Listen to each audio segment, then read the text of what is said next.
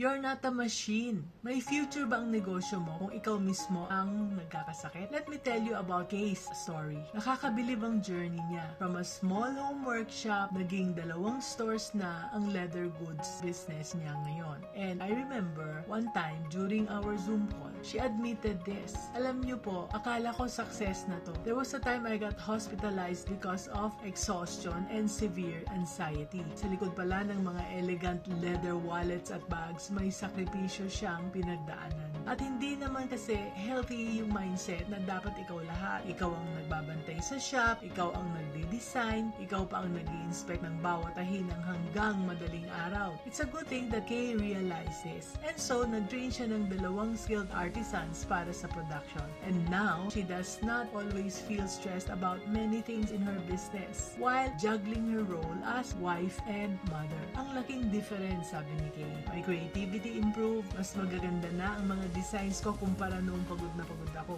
At ito ang lesson. Kapag inaalagaan mo ang sarili mo, mas aalagaan mo ang negosyo mo. Walang successful business owner na parating may sakit. So remember anak, hindi competition ang pag-aalagaan ng sarili mo at ang business mo. Kailangan mong gawin pareho. So let's be business-minded Pinoy.